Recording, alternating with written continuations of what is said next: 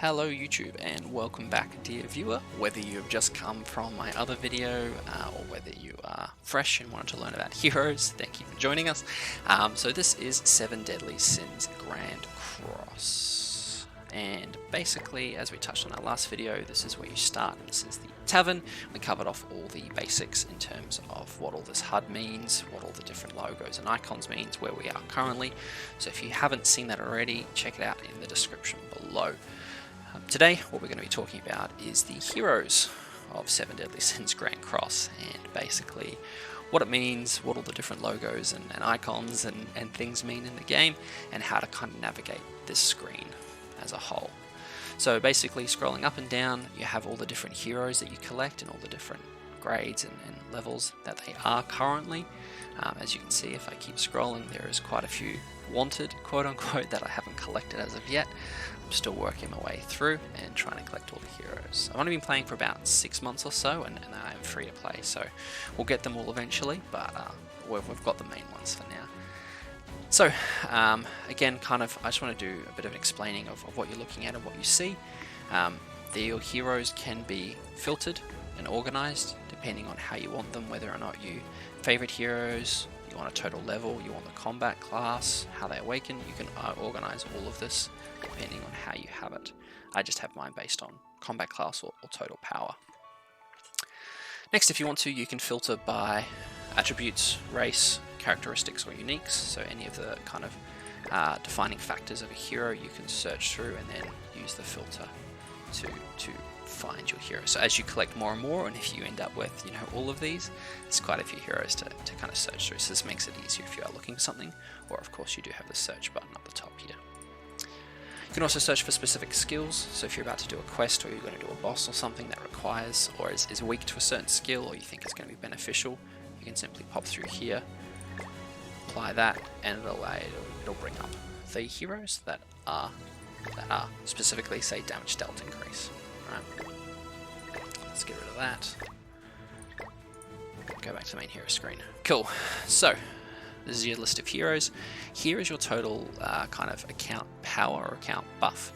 So this basically is the total of all your combat class of all your heroes, or CC. This is commonly referred to in the game.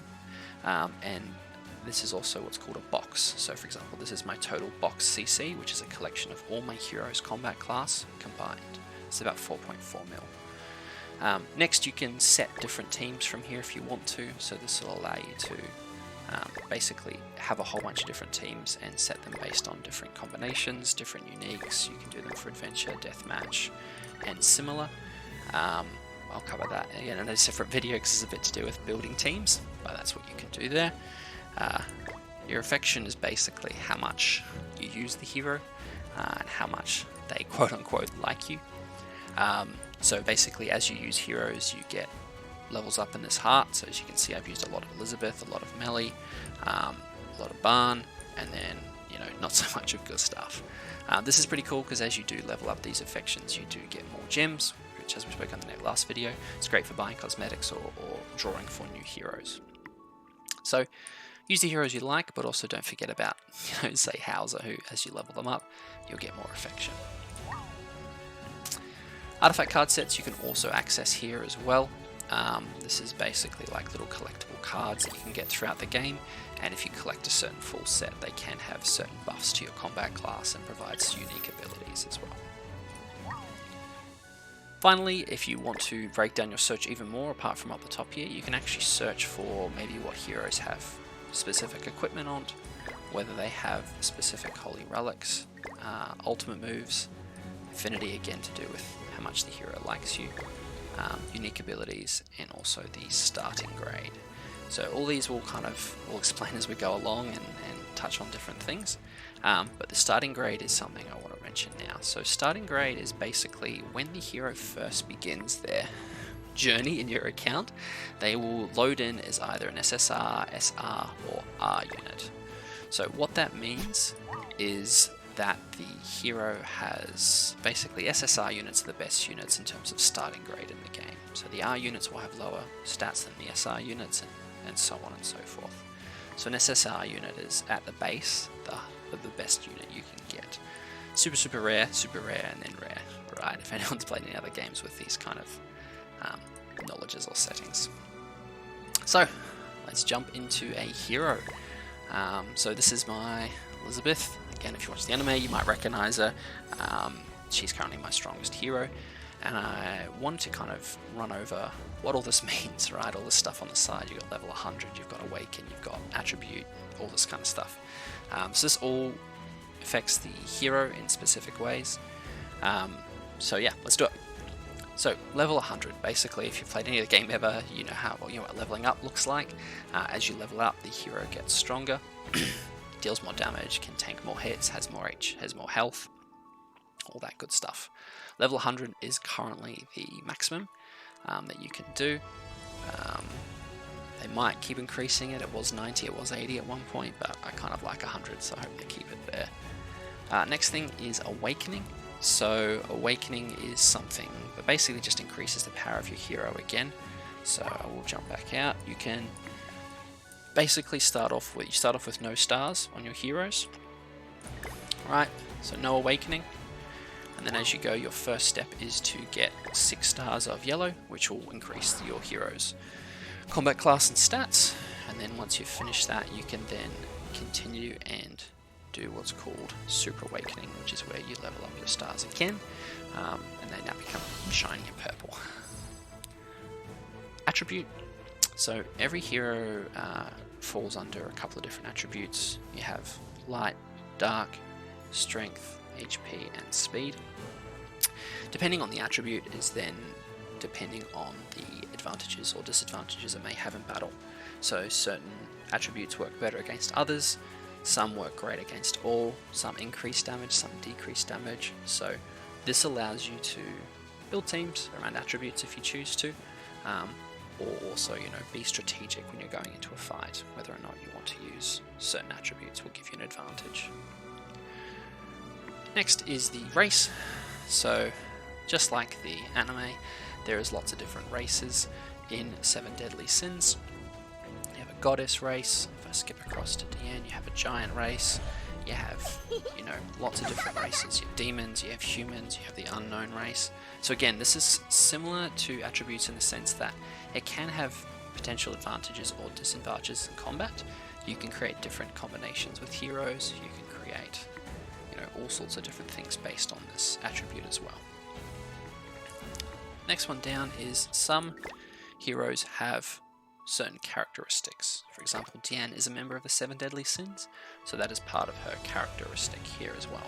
So as you can see, if we go back to Liz or Elizabeth, she doesn't have that characteristic. So this then can mean good things or bad things, depending, right? So certain abilities will only work with certain characteristics. Next you have the combat class, or as I mentioned before, it can be also commonly referred to as CC. This is kind of just like your total power level of a hero, right? So what we spoke about earlier in terms of levels and awakenings, there's all attributes to this, and basically you want this as high as you can possibly get it. Below that you then just have the basic stats. So the basic stats is your attack, defense, HP, basically makes up what your combat class is here. Click this little button, it gives you a full breakdown of all the stats that the hero has. Alright, so in this here will actually give you a breakdown of all of what the stats mean, what that does for you, and why that's important. But the main part is up here in terms of your basic stats. It's quite common to note as well, some abilities will maybe boost or negatively impact basic stats, and some will impact all stats. Affinity level, we touched on it very briefly earlier. That is different to affection. Affection with the nice red hearts that as you level up you get more gems. This is specific another kind of heart system where as you level this up you can actually unlock, you get another gem, but you can also unlock different emotes for the hero. And basically it's just how much you invest into that hero and how much they like you. It's kind of worth getting it to the top, especially if it's a hero you use all the time, because it will often give you a piece of equipment or a kind of boost that will help your hero overall as power. Next you have a breakdown of all the different skills that the hero has. You can click onto each one of them and it will tell you the skill info. It'll tell you what it does at bronze or level 1 card, then at a silver level 2 card, and then obviously gold level 3 card. So as you can see, the damage increases as you level up, as you get a higher level card. Same thing with this one. You'll also notice that certain things do change within the cards. So when you're using heroes and using cards, which we'll touch on another episode about battling, you want to make sure and you want to use it strategically in terms of, is it worth going for a silver or a gold card based on the ability that it might have as it levels up. And finally, you have their ultimate ability, right? So these are the 3 things you can use in a battle. The ultimate ability basically is a finishing move or the big power move in a hero's kit, and basically you can also level this up as well. As you get more and more summons of that particular hero, you can level up their ultimate ability as well. And every hero actually has a unique ability. So as you can see, my CC or combat class is 62,000. When you get a hero to 16,000, you can unlock this unique ability through a trial. So you have to do a quick battle, win the battle, and then this will unlock. Now again, every hero has a different unique. Some are fantastic, some are not so fantastic. Depends on the hero, depends on the starting grade, as we spoke about, and a few other factors. So for example, this one clarifies that every time an applicable ally, which is herself, the 7 deadly sins, or the 4 archangels, so this comes back to the characteristics we were talking about earlier, uses a skill, it increases their basic stats, etc, etc. So this is a good unique for this hero, and it helps kind of add to her kit overall. Enhance is basically how you level up a hero and increase the overall level. As you can tell, it's level 100 max. This is currently the highest level it can get to in the game, so I can't enhance any further, as it's quite rightly telling me. I also don't have an evolve button here, which I will jump out and show you a lesser hero for. But if we go to here, this is at level 90. So if you notice, if I go to enhance, this is at max as well. What that means is I actually need to limit break or evolve the hero.